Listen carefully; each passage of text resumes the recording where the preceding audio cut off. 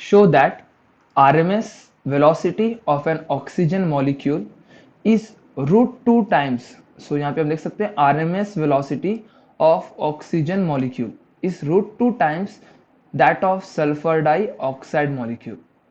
So यहाँ पर हमें जो प्रूफ करना है that is RMS velocity of oxygen, यहाँ पे मैं oxygen is equals to root 2 times of RMS value of sulphur dioxide. So मैं यहाँ पर SO2 सल्फर डाइऑक्साइड को SO2 से रिप्रेजेंट करा दूंगा.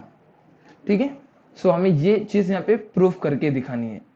सो इसके लिए जो हम फॉर्मूले का यूज करेंगे दैट विल बी, सो उस फॉर्मूले को मैं यहाँ पे कॉपी कर देता हूँ. सो मैंने यहाँ पे फॉर्मूला कॉपी कर दिया है. रूट मीन स्क्वायर स्पीड जो दी जाती है by formula VRMS equals to under root 3RT/MO, जिसके मीनिंग्स यहाँ पे लिखे हुए हैं. ठीक है. सो फॉर अगर मैं गैस बात करूं ऑक्सीजन मॉलिक्यूल की तो मुझे चाहिए होगा उसका टेम्परेचर. लेकिन नोटिस कर सकते हैं यहाँ पे उन्होंने बोल के रखा है दोनों भी STP पे है. दोनों जो भी हमारे गैसेज हैं दोनों के टेम्परेचर STP पे, यानी हमें STP की वैल्यू ना भी पता हो तो हमें ये बात समझ में आती है कि जो ऑक्सीजन का मॉलिक्यूल वो भी STP में और सल्फर डाइऑक्साइड का मॉलिक्यूल वो भी STP में. इसका मतलब दोनों का टेम्परेचर क्या होगा, सेम. ठीक है. अगर टेम्परेचर सेम है यहाँ पर सो यानी T1 T2 का केस यहाँ पे इमर्ज नहीं होगा क्योंकि दोनों भी STP पर है.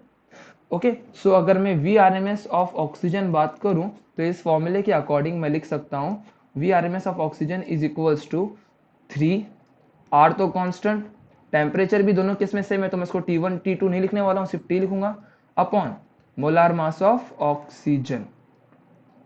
ठीक है.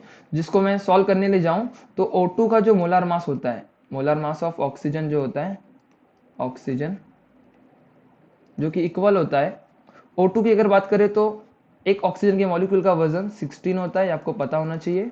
देन O2 का वजन, सो O2 का मतलब हो जाएगा 2O which is equals to 2 into 116, यानी इसका कितना आंसर आ जाएगा 32. So molar mass of oxygen is 32 gram. ठीक है. और सिमिलरली अगर मैं बात करूं molar mass of sulphur dioxide, molar mass of SO2 will be equals to, यहाँ पे देख सकते हैं हम लोग सल्फर कितना है इसमें एक ही है. सो मास ऑफ सल्फर इंटू 1, मैं MS लिख देता हूँ, मास of sulphur into 1 plus mass of oxygen into 2. ये दो क्यों, क्योंकि यहाँ पे O2 दो है ना. ओके. और आपको पता होना चाहिए कि सल्फर का जो एटॉमिक मास यानी मोलार मास होता है 32 और ऑक्सीजन का तो हमने ऊपर भी लिखा था, फिर से लिख देता हूँ मैं 16. सो 32 इंटू 1 प्लस ऑक्सीजन कितना है 16 इंटू 2. सो 32 प्लस 32 यहाँ पे हमें मिल जाएगा 64. So molar mass of SO2 sulphur कितना हो जाता है 64 ग्राम्स. सो ऑक्सीजन का 32 ग्राम है और सल्फर डाइऑक्साइड का 64 ग्राम. अब अगर मैं वेलोसिटी ऑफ SO2 लिखूंगा तो ये इक्वल होगा 3RT upon molar mass of SO2. ठीक है. जिससे मैं सॉल्व करके चाहूँ तो यहाँ पर वैल्यू को लिख देता हूँ कि जो क्या होगा यहाँ पर, यहाँ पे हम लिख सकते हैं उसको 3RT divide by molar mass of sulphur oxide जो है हमारा वो कितना है 64. और सिमिलरली जो ऊपर हमने वेलोसिटी ऑफ ऑक्सीजन निकाली थी उससे भी हम लिख देते हैं which is equals to under root 3RT upon mass of oxygen हमारा 32 था. सो अब हमें क्या करना है, इन दोनों को कंपेयर करना है. अब ये कंपेयर करने के लिए हम जस्ट इसको 1 मानेंगे और इसको 2 मानेंगे. कंपेयर करने के लिए एक दूसरे से डिवाइड कर देते हैं. So dividing 1 and 2.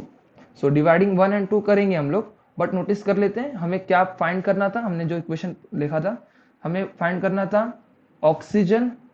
देखो हमें प्रूफ करना है RO is equals to under root R2 times of root mean square speed of oxygen is equals to root 2 times of root mean square speed of sulphur dioxide. हमें ये proof करना है.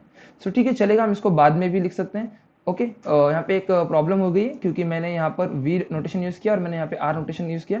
तो मैं काम करता हूँ, मैं यहाँ पर ही V का नोटेशन यूज कर लेता हूँ क्योंकि नोटेशन आपको कंफ्यूज करेगा, वरना दोनों केस पे V वेलोसिटी है. पहले मैंने R वेलोसिटी से इंडिकेट की थी. ठीक है. बट V ही हमारी वेलोसिटी है. ठीक है, हर जगह V. सो मैं यहाँ पे ये प्रूफ करना चाहता हूँ. सो रेशो निकालते हैं हम लोग और इसके बाद इस फॉर्म में उसको रिप्रेजेंट करेंगे.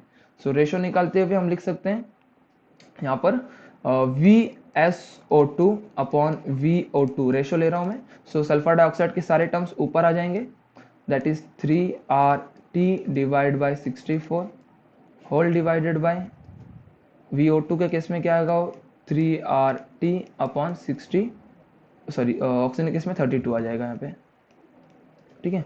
सो 32,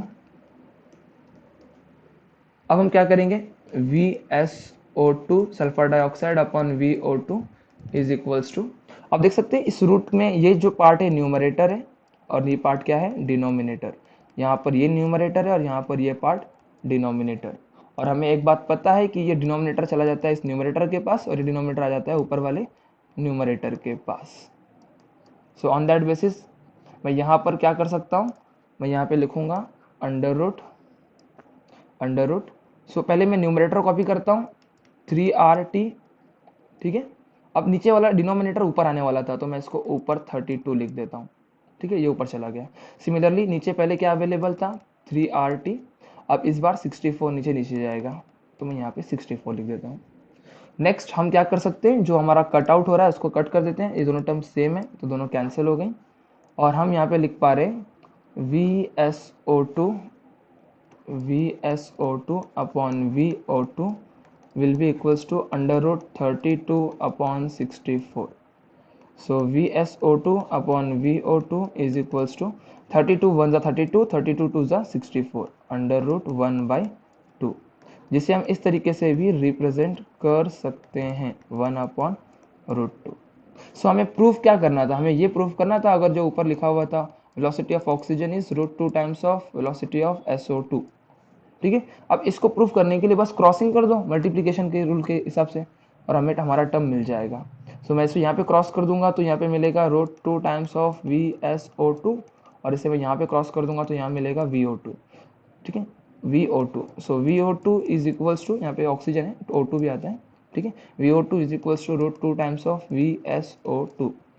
सो हेंस वी प्रूव्ड